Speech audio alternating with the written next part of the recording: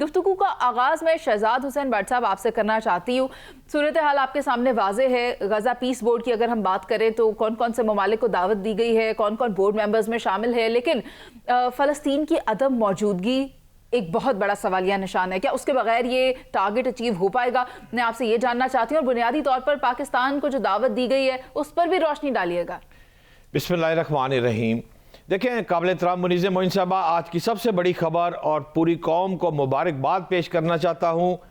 ایک طرف Gaza board of peace عرب ممالک کا ویلکم ہے اور اسرائیل اس پر ناراض ہے, کچھ اس کو پسند نہیں آ رہی بات, اس کو مسترد کرنے جا رہا ہے. لیکن سب سے بڑی بات جو ہے, جو میری دفتر خارجہ میں بات ہوئی ہے اور وہاں سے مجھے جو اطلاع ملی ہے کہ امریکی صدر ڈونلڈ ٹرمپ نے غزہ کے لیے بورڈ آف پیس میں وزیر اعظم پاکستان میاں محمد شہباز شریف کو شمولیت کی باضابطہ دعوت دے دی ہے.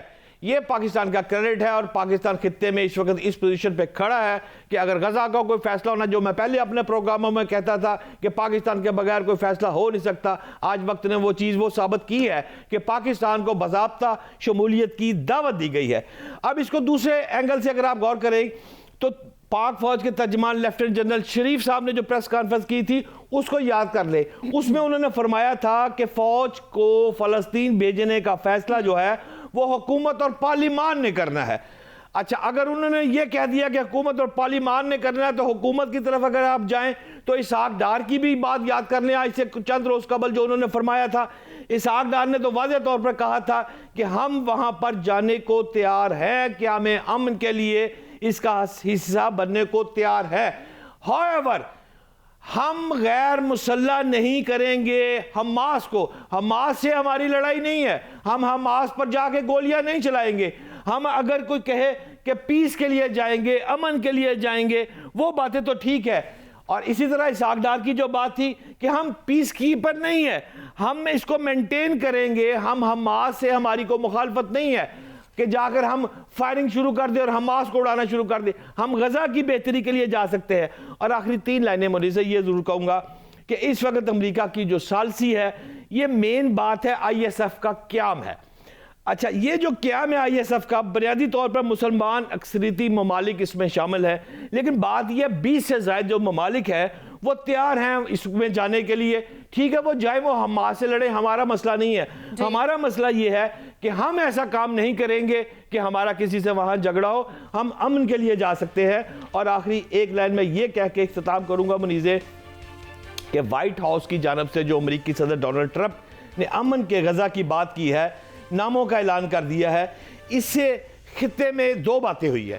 پہلی بات تو یہ ہے کہ پاکستان سٹیبلش ہوا ہے, جو سفارتی محاذ پر, جنگی محاذ پر آپ نے قربانیاں دی, آپ نے فتح حاصل کی, اس سے آپ کا قد کاٹ اب اس پوزیشن پر آ گیا ہے. اب تنقید کرنے والوں کو تھوڑی سی شرم کرنی چاہیے کہ پاکستان اپنے مسائل کے ساتھ ساتھ غزہ کے مسائل میں بھی اس کو باضابطہ طور پر امریکہ نے شمولیت کی دعوت دے دی. اور اس حوالے سے انڈیکیشنز تو پہلے ہی پاکستان دے چکا ہے, جوابات بھی دے چکا ہے کہ بطور پیس کیپر وہ اپنا کردار ادا کرے گا. لیکن اسرائیل کی موجودگی ابھی بھی ایک سوالیہ نشان ہے, اور میں چاہتی ہوں کہ بریگیڈیئر وقار مجھے اس پر زیادہ تفصیلی طور پر اگر بریف کر سکیں.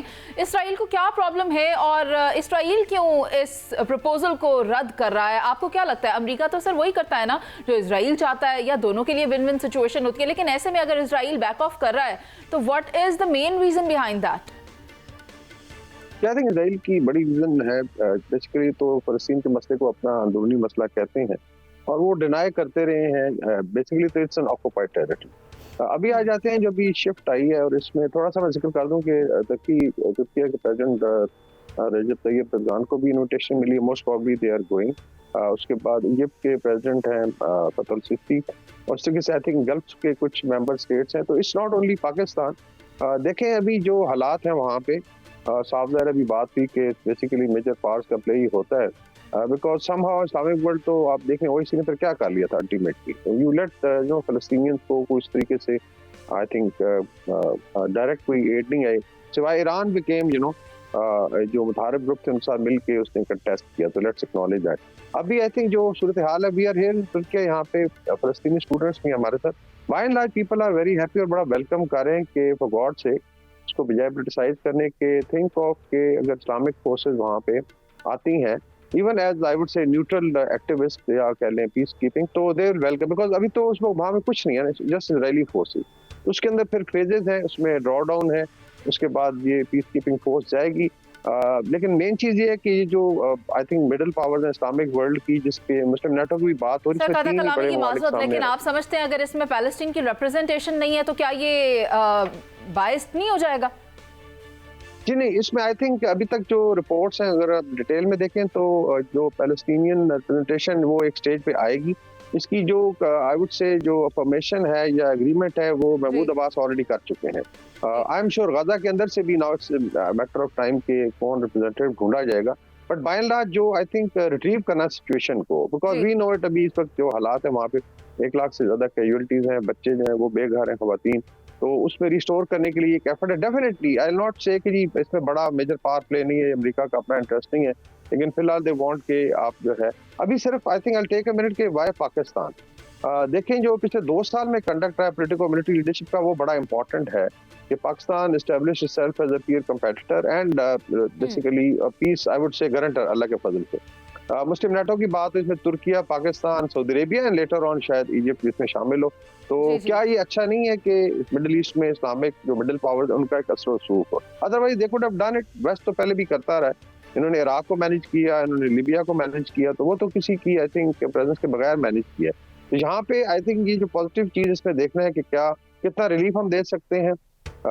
ساؤدرز کے بھی خد و خال آنے ہیں, لیکن اگر ترکیہ ایگری کرتا ہے, پاکستان, مصر ایگری کرتا ہے, تو اٹ مینس کہ ہائیسٹ لیول پہ مسلم ورلڈ میں ایک آئی وڈ سے کنسنسس ہے کہ وی مسٹ کنٹریبیوٹ, اور جتنا جلدی فلسطینیوں کو آئی وڈ سے اس عذاب سے نجات دلائی جائے اور پھر آگے بڑھا جائے. سر اگر ان انویٹیشنز پر غور کیا جائے جس میں ترکی ہے, مصر ہے, قطر ہے, پاکستان ہے, تو ایسے میں حسین باقری صاحب آپ سے سوال لینا چاہتی ہوں.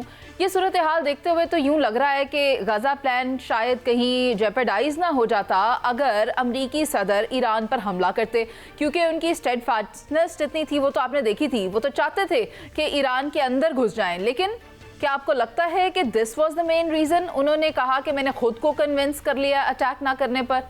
اسرائیلی لابیز نے مسٹر ٹرمپ کو سمجھایا ہوگا کہ اگر آپ ایران کے اوپر اٹیک کرتے ہیں اور ایران ریٹیلیٹ کرتا ہے تو ہمارے جو آئرن ڈوم کے اندر انٹرسیپٹرز ہیں وہ اتنے زیادہ نہیں ہیں کہ ایران کی ہزاروں بیلسٹک میزائلز کو انٹرسیپٹ کر سکیں. آپ ان کے اوپر فضائی حملے کریں گے, بنیادی تبدیلی کچھ نہیں آئے گی, لیکن ہمارے اوپر جو تباہی آئے گی وہ حد سے زیادہ ہوگا.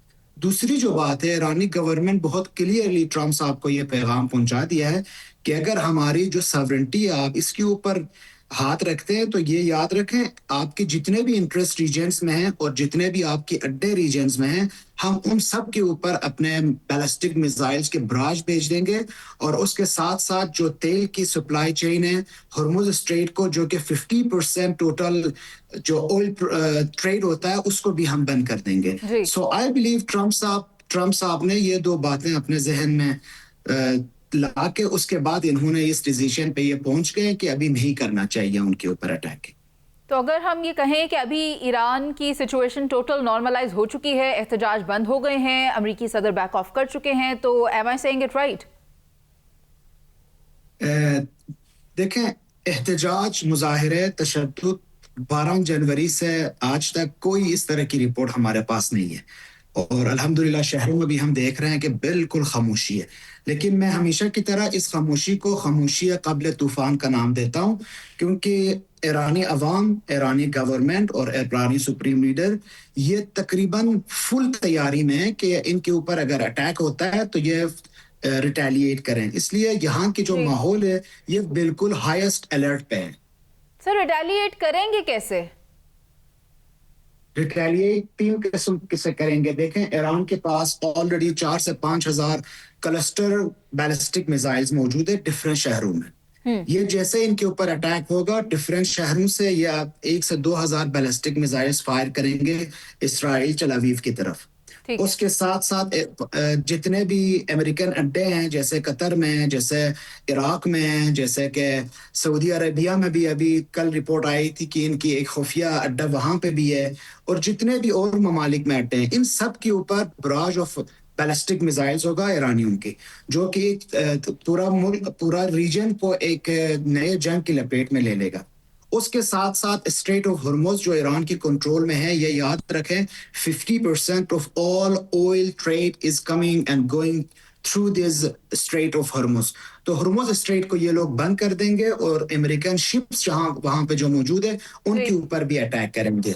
ये सालमियत की बात है, इसलिए मेरा ख्याल है कि फाइनल डिसीजन ले चुकी है ईरानी गवर्नमेंट। जी ठीक है हुसैन बाकी साहब, आपका पॉइंट आ गया, लेकिन मैं चाहती हूँ ब्रिगेडियर वकार खान भी हमारे साथ मौजूद हैं और सिचुएशन कुछ ग्रीनलैंड की भी स्टडी करना चाहते हैं। सर, ग्रीनलैंड की अगर बात करें तो वहाँ पर जो माजी में देखा जा रहा था ताल्लुकात अच्छे हैं, लेकिन अब क्या अगर ये कहा जाए कि पुराने अच्छे दोस्त दुश्मन बनने जा रहे हैं, मैं अमेरिका की बात कर रही हूँ, तो क्या ये कहना दुरुस्त होगा?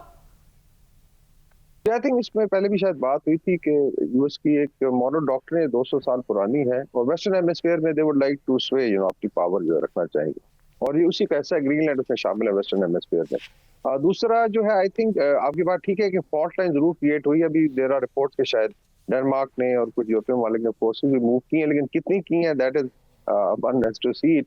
असल में थोड़ा सा जिक्र कर दूं कि डेमोग्राफिकली ग्रीनलैंड के बड़े बुरे हालात हैं। पाकिस्तान से कोई ऑलमोस्ट डबल से ज्यादा इसका साइज है, ऑल्दो आइस कवर्ड है, लेकिन इसमें 56,000 की टोटल आबादी मेरे ख्याल पिंडी के एक महल्ले के बराबर बनती है। सो डेमोग्राफिकली इट्स नॉट सस्टेनेबल। 10 साल बाद शायद Greenland as a state will not exist. मेरी अपनी असेसमेंट है, जो डेमोग्राफिक ट्रेंड्स है, या बहुत कम लोग रह जाएंगे क्योंकि आपने मैनेज भी करना है। तो ये एक एम्प्टी खित्ता होगा और उसमें डेफिनेटली यूएस वुड लाइक, लेकिन चूंकि डेनमार्क की टेरिटरी है, यूरोपियन यूनियन ने इस पर बड़ा आई थिंक स्टांस लिया है, तो एक फॉल्ट लाइन क्रिएट हुई। कनाडा ने जो विजिट किया है कैनेडियन पीएम ने चाइना का, वो बड़ा आई थिंक बिल्कुल, और हमने उस पर भी तफसीली तौर पर बात की थी गुज़िश्ता रोज। लेकिन अभी मैं ये कहना चाहूंगी कि गाजा पीस प्लान की बात है तो उसका तस्करा अच्छे अल्फाज में किया जा रहा है और एक काउंसिल तश्कील दी गई है अमरीकी सदर की जानिब से जिसका नाम अमन काउंसिल है, और उसके साथ साथ फ़लस्तीनी टेक्नोक्रेट हुकूमत की हिमायत का इजहार किया जा रहा है, जो कि एक खुशशाइन डेवलपमेंट है।